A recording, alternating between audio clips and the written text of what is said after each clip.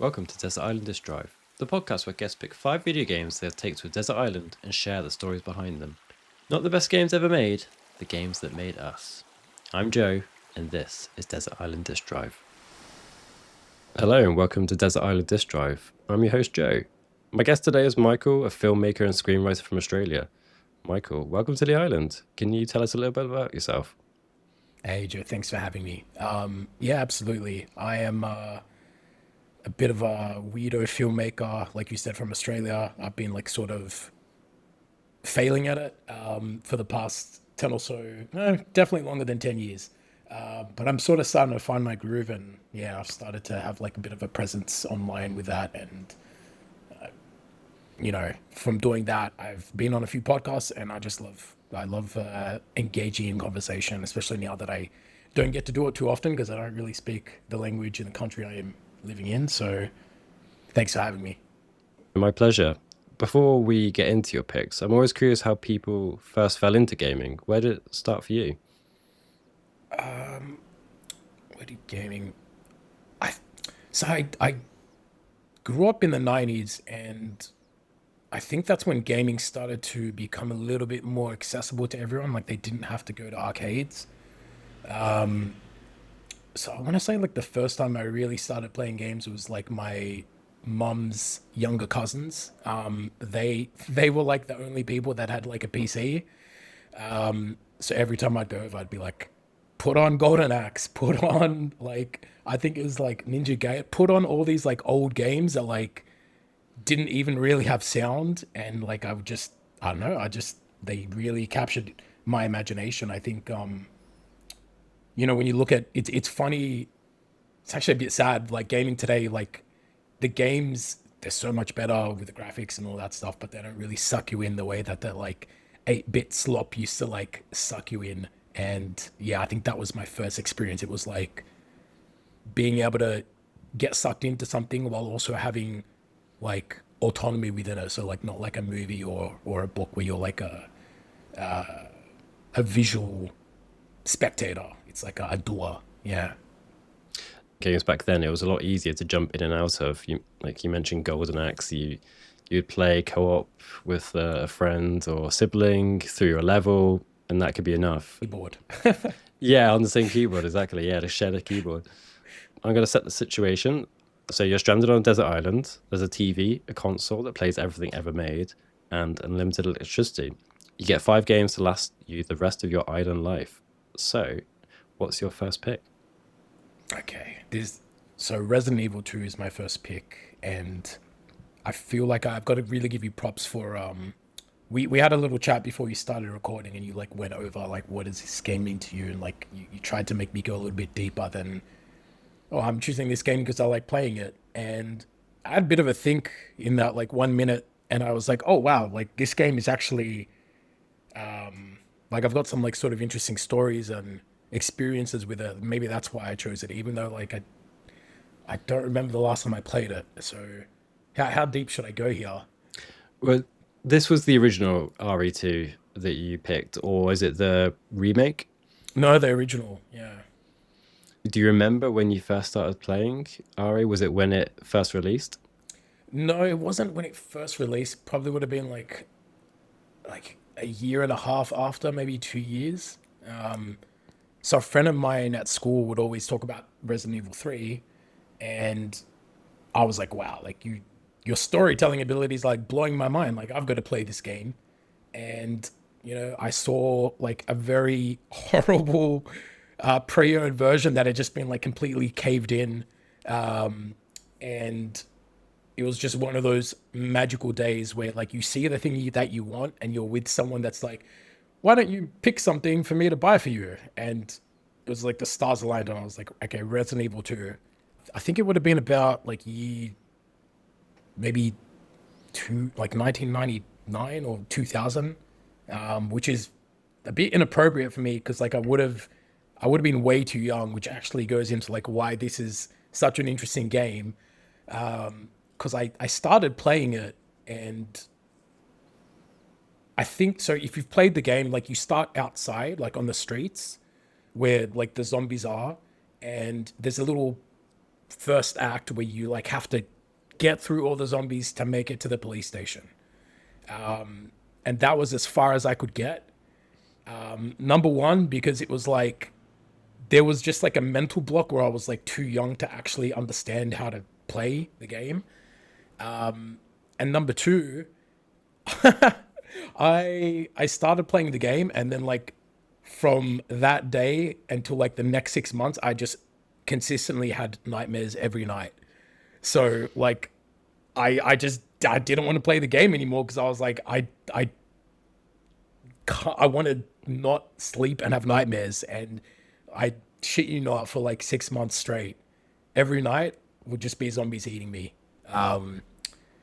And yeah, it just became like a bit of a thing that I put back on the shelf and never touched until I was like a bit older, and I, played some other games. I think I had a PS2 by this stage.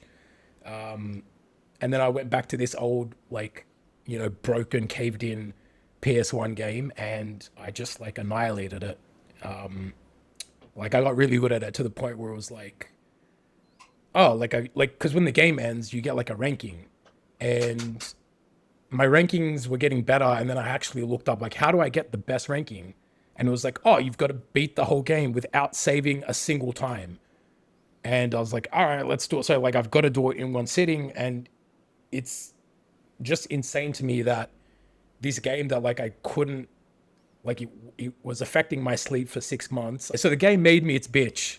And then like years later, it's like I've made the game my bitch. Like I can sit down and finish it in like, I think it was like 3 hours and change, like by the end of it, which is just ridiculous because my first playthrough took like years. So it's sort of like, I don't know, it's sort of like the game trends. It went from like this thing that I was having trouble with in a virtual space to like, oh, like I feel like I've learned some like real life lessons. I can't really put them into words, but it's like I struggled with something that just became so easy as I got older. And that's like a really cool sort of growth journey to look at. It's extremely relatable. I remember going to Blockbuster, picking up Resident Evil 2, not getting past that first part because it was so horrifying, and then never playing it again.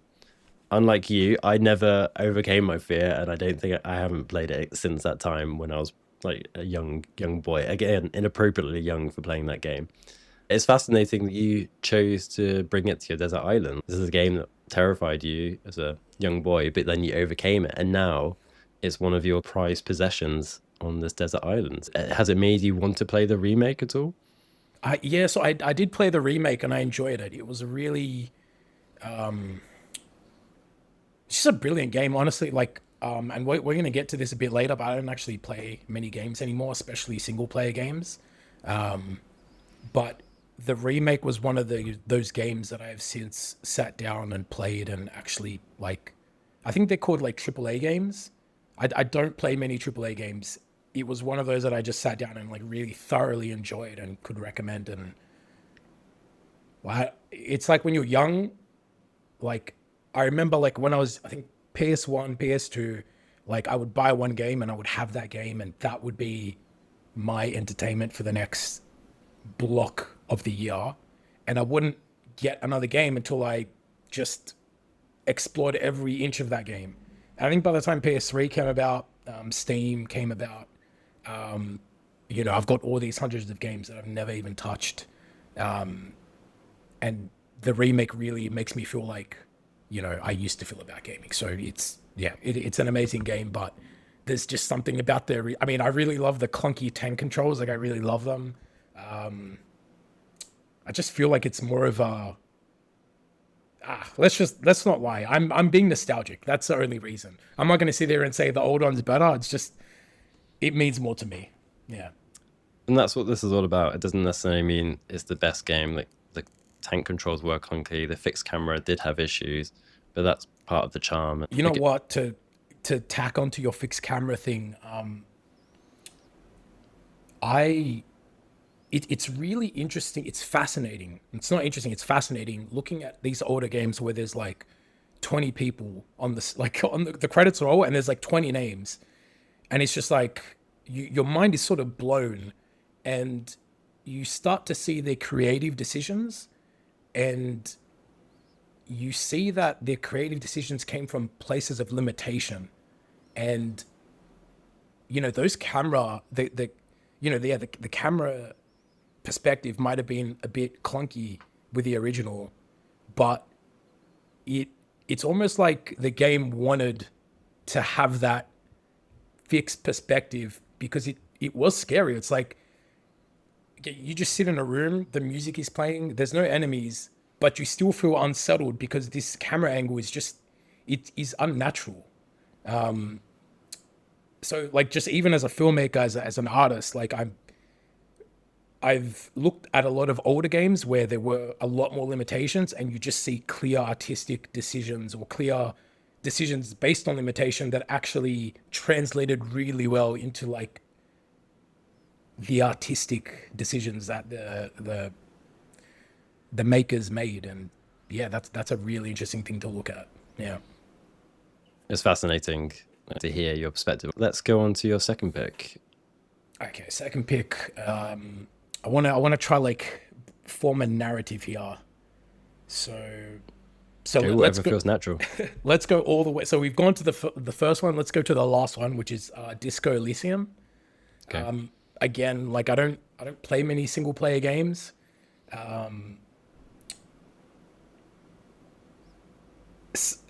It's just a very meta game. I could sit here and rave about it, about like, all the creative stuff that they did, but it's just, as someone that's like really gotten deep into writing, having the game start and like having your brain talking to itself, it's like I just immediately latched on to like what they were trying to do. Like I immediately saw it and I was like, this is so smart. I'm envious of them. And just like as a student of the craft, it really sucked me in. And as I was playing it, I was already like, man, I just want to finish this game because I want to play it all over again. Like, which I don't play many single player games, and for me to not even have one playthrough under my belt and wanting to start all over again just so that I can essentially choose, because the way the game works is like you start and you pick like who you are. Like, are you somebody that's like tuned into emotions? Are you someone that's intelligent, tuned into logic? Are you a tough guy? Are you in tune with your sort of instincts? And depending on that, that's how you go about playing the game, essentially. And I think I went down like I was in tune with like my emotions kind of route. And immediately I was just like, I want to play the exact opposite and be really in tune with logic and reasoning and intellect, because I just found like as I was playing like these, I would keep coming in contact with these obstacles with these jerk characters, and it's like they would always get the best of me because the character that I built was like more in tune with people that like were approaching you not as adversaries but as like lost sort of souls. So it's like I wanted to go back and be like, okay, how do I beat my adversaries instead of like help my contemporaries? So yeah, just I can't even I can't even begin to explain the game. Like, yeah, you're a detective and you're trying to solve a crime, but it's like it's so much deeper. Yeah.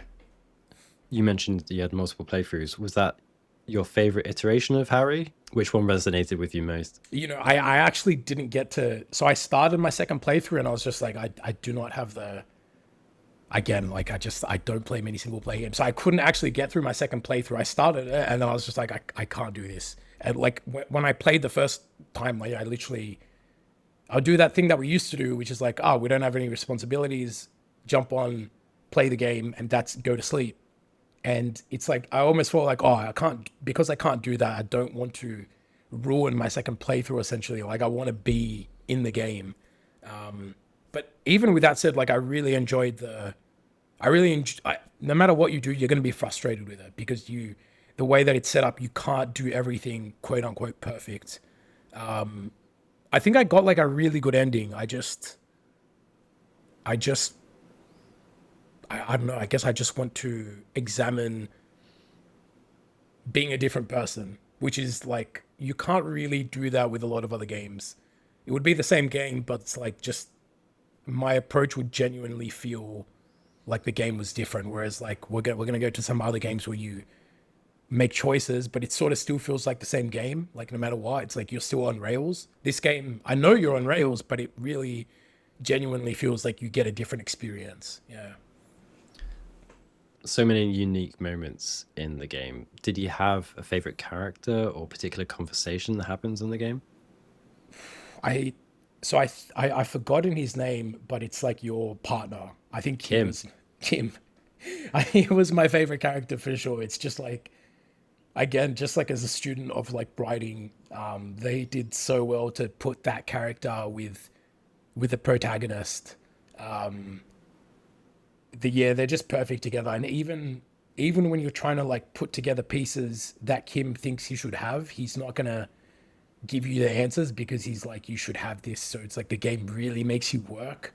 And even though he does have some easy answers, he sort of gives them to you in a way that's just, I don't know. It's sort of like when you go to him with the easy questions, that's when his personality really shines, sort of thing.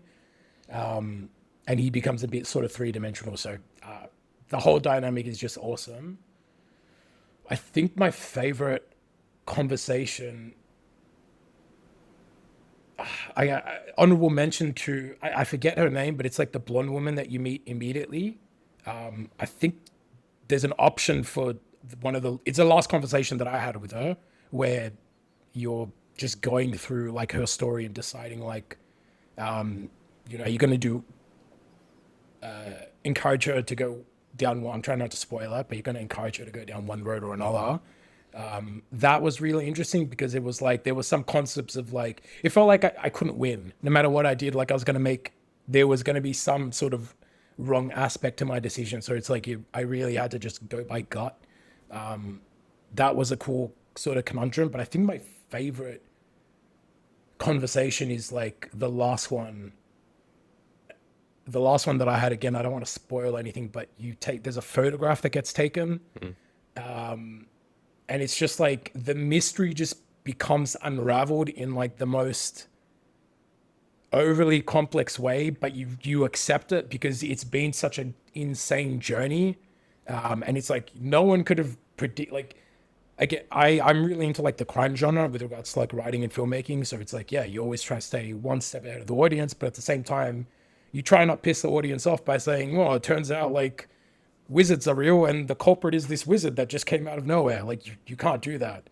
And it's all they did something really crazy and I was completely on board with it.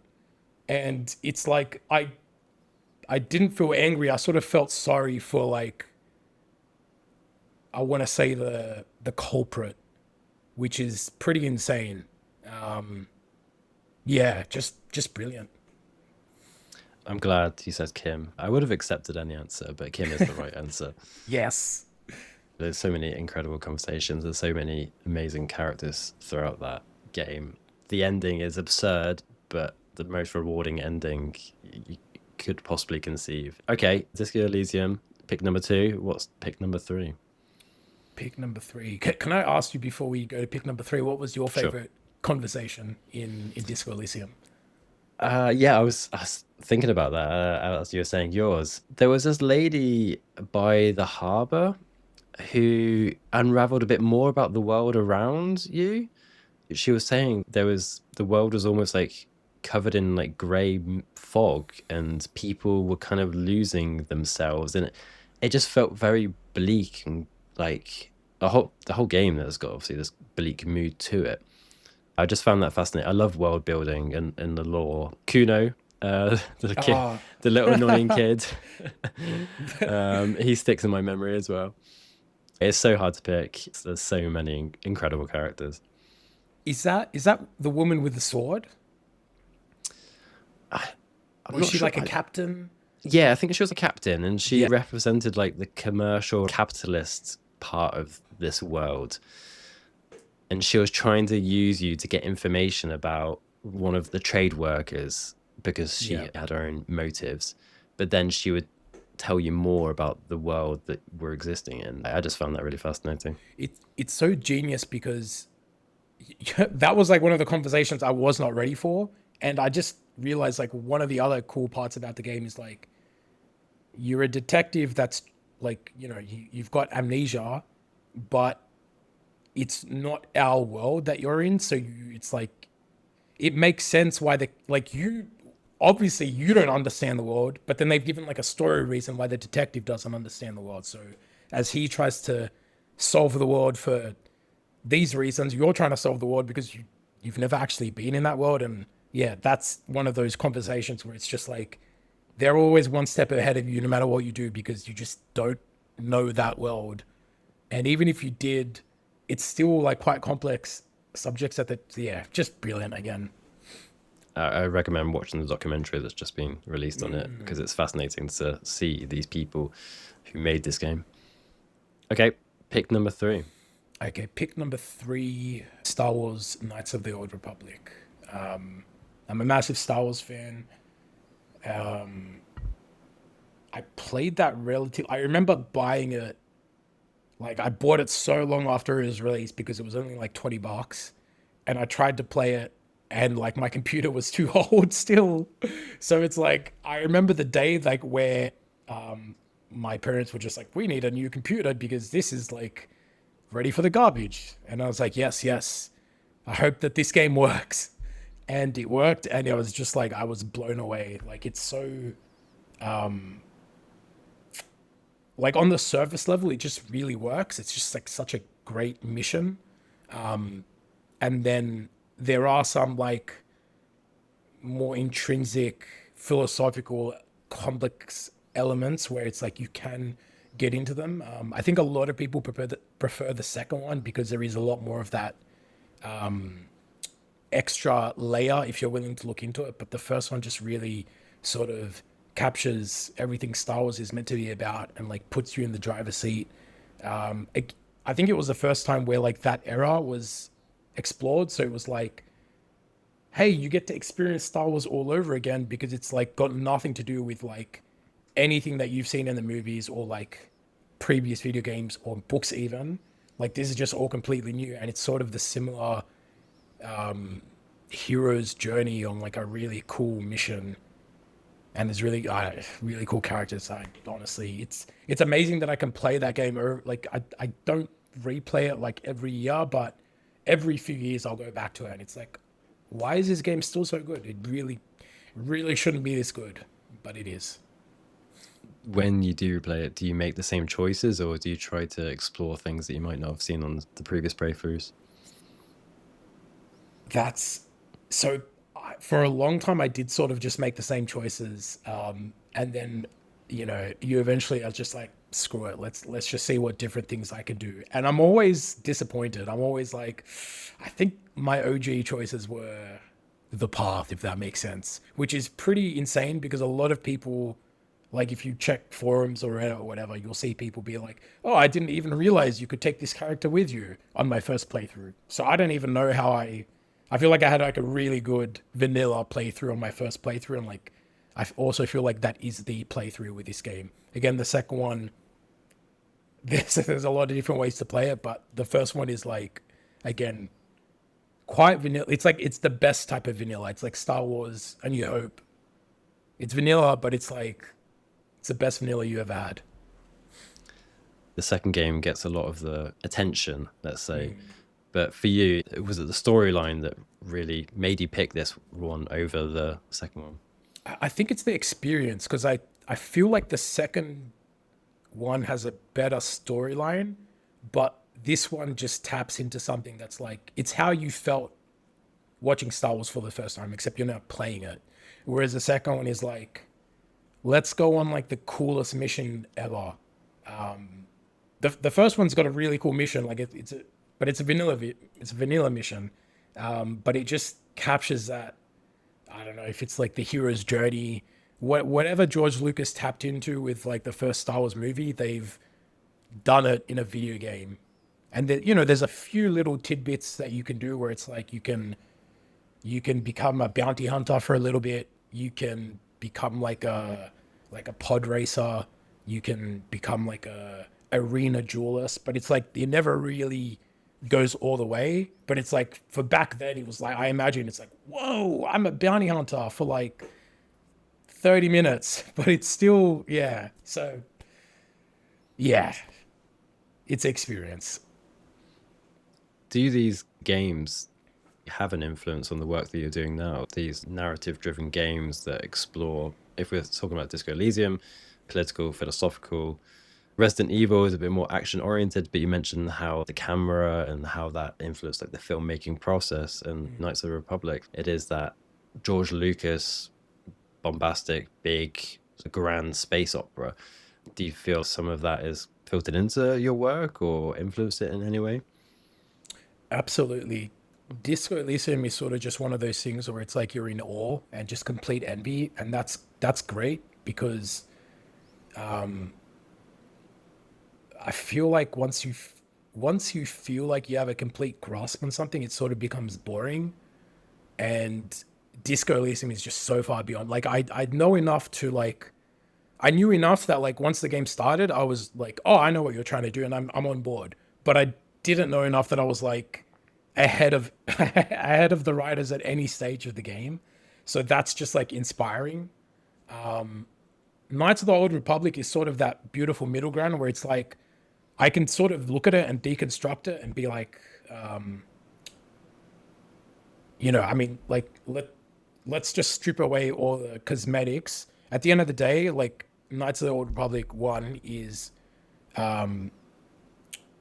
you're on this mission to essentially uncover this map, and like the single most important person, there's a conflict going on. The single most important person on your side of the conflict, she's with you on this journey to uncover this map coordinates. So again, it's sort of like episode 4 for a little bit. So it's sort of easy to look at it and just tear it apart and be like, oh, you start with like a really cool mission and then you just tack on things, which that I feel like that's where I'm at with my writing. I'm not the best at it yet, but it's like being able to like deconstruct something like that and be like, okay, why does this work? It's because there is a really cool mission. It's like this journey to like uncover this map. At the same time, like you've got this important person that is with you and you're sort of in conflict with them a little bit at least. And there's a lot more cool shit that happens later, which I don't need to go into, but it's like, that's sort of where your writer's flair really comes out. So it's got that element where it's like, you can look at all the pieces and own them, but then there's other things later where it's like, I never would have made those decisions that the writers made later on.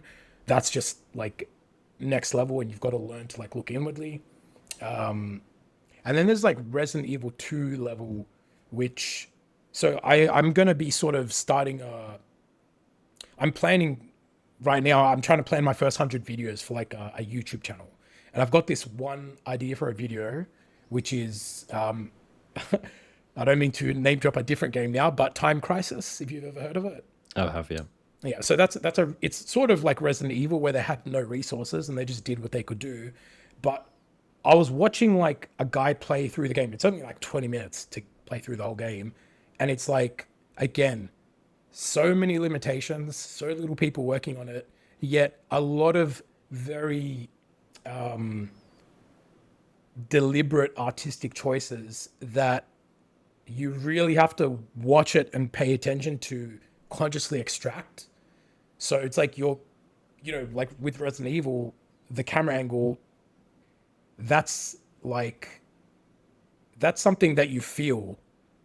But if you really take the time, you can analyze and you can see like, wow, that really simple thing, it has this effect on me. But like it was number one, it was very simple for them to do that. Number two, it actually made their lives easier. Number three, the effect was way beyond, like, I'm trying to think of like Spyro the Dragon, where you're just moving in this 3D realm. Like there's a much bigger effect on that. And I think like if you're trying to like make movies now, you have to get the most bang for your buck. And I feel like a lot of us fall into the trap of like, well, we have to have the best everything. And it's like, just look back in Time Crisis, the most simple game ever, Resident Evil 2, like really low on resources. Look what they achieved because they got creative with their limitations. That's what it's all. That's really what entry level sort of filmmakers and writers should be focusing on, is like working with limitations. And that's, even though I mentioned them last, it's sort of like they're probably the best examples of like how to get ahead. Yeah, so 100% to answer your question.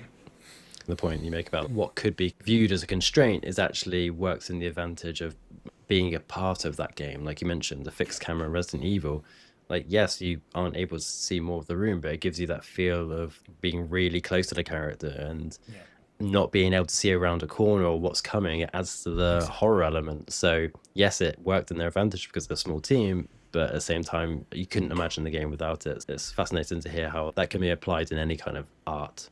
exactly. Okay, we're on to number 4 now. Okay, number 4, This War of Mine. It's just like such a simple game, but I think it just, when they were making the game, they were just like, how can we get people like Michael addicted to our game? And like, they did it. And like, it's a game that I have to like go back to every year and replay. At least like one playthrough. It's like, it's very simple, but it's like the first thing that, I mean, so yeah, just from a sort of addiction, whatever, however my brain works sort of way, it really taps into that. But it was a game where it's like, if you have experience playing video games and you play this game like a gamer, you're gonna get punished for it. Which is like, that was the first time where I was ever just like, what? Like, I really struggled with my first few attempts at a playthrough because I was like, my characters don't like me trying to solve this as a gamer. So for example, so the game takes place in this like war-torn, I think Eastern European fiction country that doesn't exist, and you're trying to scavenge for your survival. Now, us being a gamer, you play The Legend of Zelda, you walk into some guy's house, you smash all these pots, you take all his loot, and then you leave and go back, and everything is okay. The guy is totally happy to see you, all his pots are back. Or with this game, you visit other survivors and you rob them, and then like the next time you go back, they're all dead because you've taken their food, and then your characters get depressed, and then your characters like start being physically violent to your other characters. So it's like you lose the game essentially. You've got to like play. There's some characters that deal better with like that sort of like trauma, and there's other characters that just like will not abide by you going out and like robbing other people. So it's sort of like a game where it's like you are just, it plays very well. Again, it's really tapped into my brain, but then at the same time, it's like you actually have to be human while you play it. You can't just like turn that part of your game, that part of your brain off, and enjoy it like it's Super Mario. So that's it works on multiple levels, which I really give it props for. Yeah. This is a deliberately heavy game. What makes you come back to it year on year? Because it's not a fun game in the traditional sense. It's probably that it's not fun in the traditional sense. I don't know what it is. It's like the base management resources, like that. My brain just loves that. So that is really appealing. But it's also like they take a bunch of different characters. Like if you play one scenario, maybe you have like a really strong character and he has no qualms with like stealing and killing up people. And then you learn how to play with him, but then you'll go play a different scenario. You've got this like, you've got another character. Maybe they're really good at like stealing, for example, but then she really hates stealing from people that like, quote unquote good. So even though like you're replaying the game, it's a completely different experience because it's like just by having different characters and different scenarios, which they've done so well. And I think you can actually create your own scenarios, which again they've done like a brilliant job on I don't want to say creating a new genre, but I sort of feel like they have, because it's like it's literally they've got all these options, and just by packaging them different, it's like a completely different experience each time. And I think because of that, that's what draws me in to replay it every year, because I don't play the same scenario. I always play like a different scenario, which is, and it's like I feel like I've got to learn my characters and what they like, what they're scared of, what they can withstand, and help them survive to the end of the war. Yeah. There are lots of other resource management games, but is it the particular setting that draws you to this War is Mine? It might also be the setting. I don't know if they're the same people that made the altars. Yeah, so I do like the base system, the resource management, but I the way that this company, I think it's 11-bit studios. I like the way that they do it. I don't like to play like I've played like Valheim, for example, where you just like farm a bunch of resources. Like that's fun to do with your friends, but it's like not fun to do alone. This is a game where it's like they've made it fun to do alone. Maybe because you feel like the characters make you feel like you're not alone. So it's like it's sort of like, even though like I'm not playing with my friends, like I'm playing with other people, even though it's fake. They're not other people, but it feels real. Your fifth and final pick. Can you share that with me, please? Yes, Heroes of Newerth, which I think everyone would have heard of Dota 2. So this was what Dota, like when this was released, this was what Dota 2 was meant to be.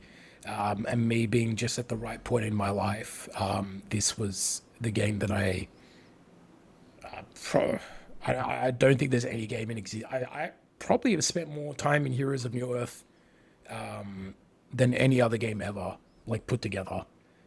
Like every other game I played put together. It was the first.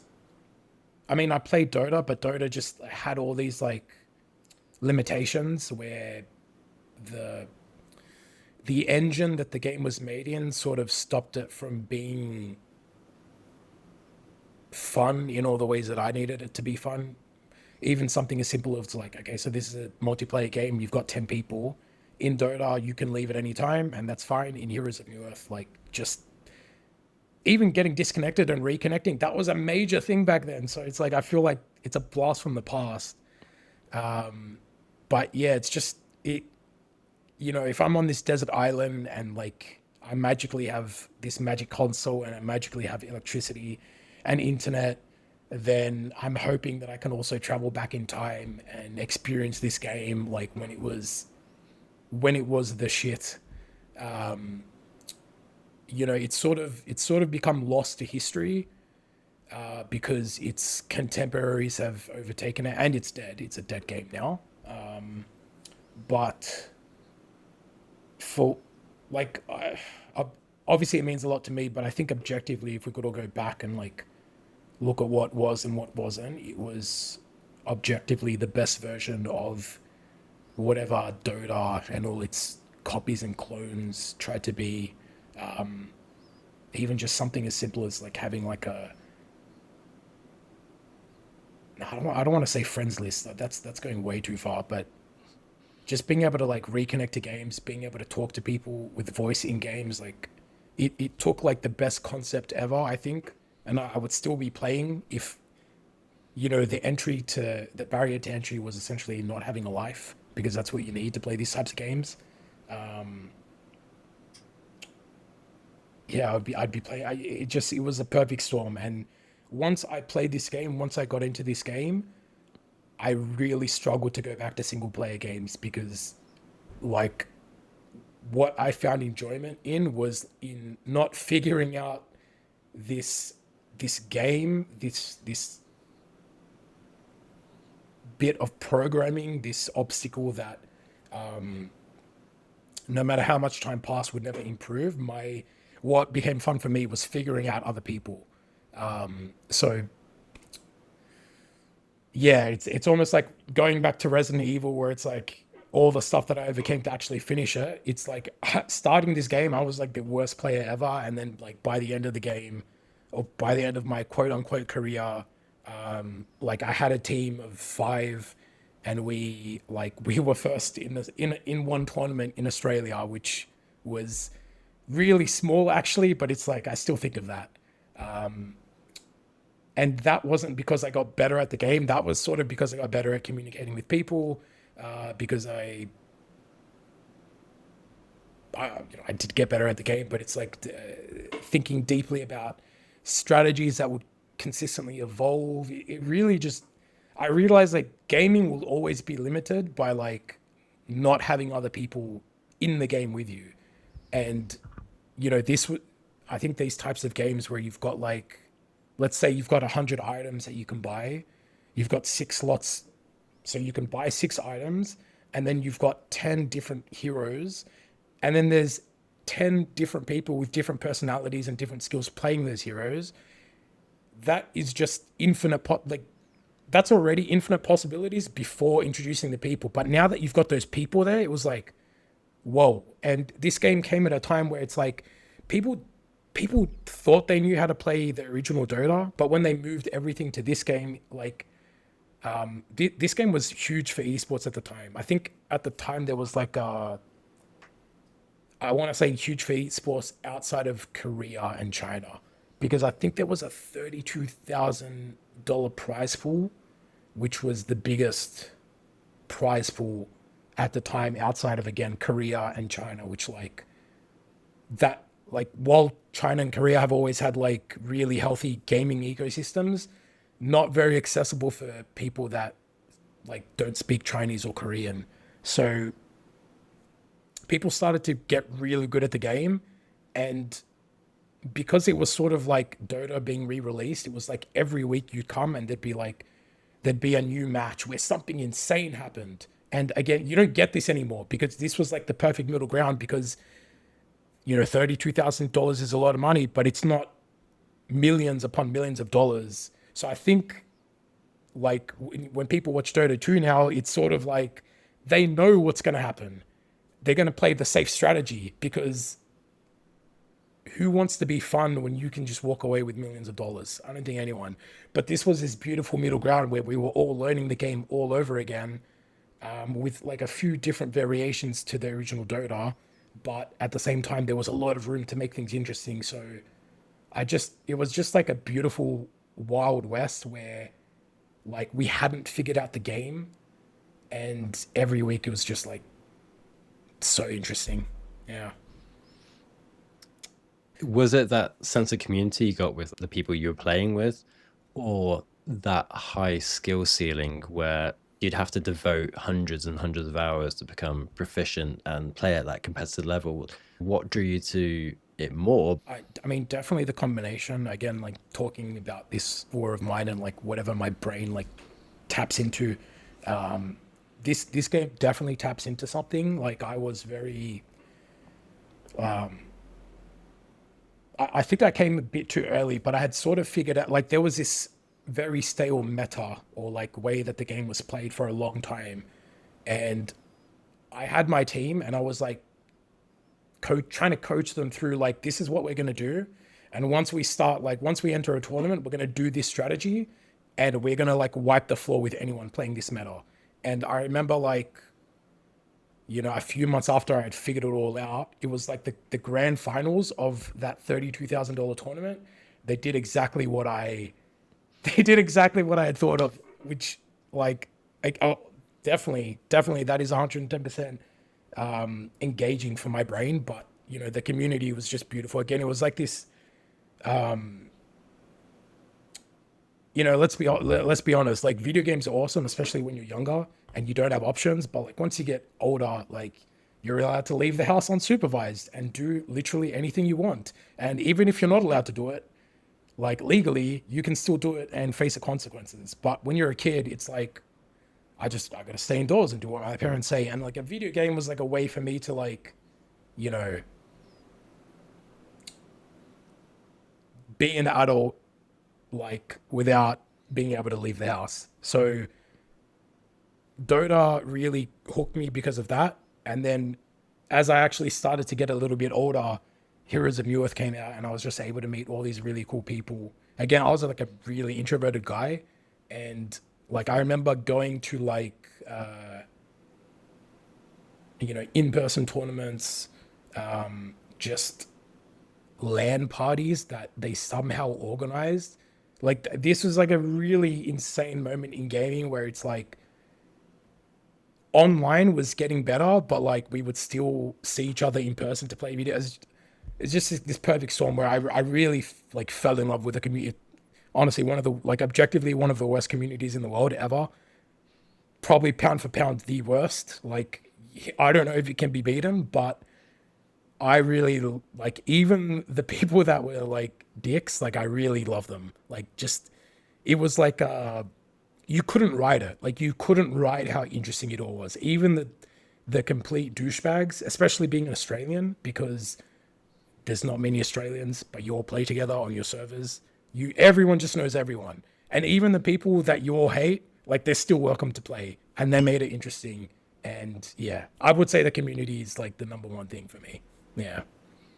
Fortunately, the rules of the desert island are fairly loose, so we'll add time travel back into it as well, so you can relive those moments. Beautiful. So that's your 5. I wanted to ask, was there any that didn't make the cut or were close to being on your list? I think Batman Arkham City was very close. If you had said no to like the multiplayer thing, the time travel thing, Heroes of Newerth would be out.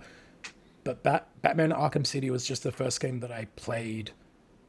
Like it was the first single player game that I played after refusing to play single player games like ever again, essentially. For so many reasons, it was just ridiculously engaging.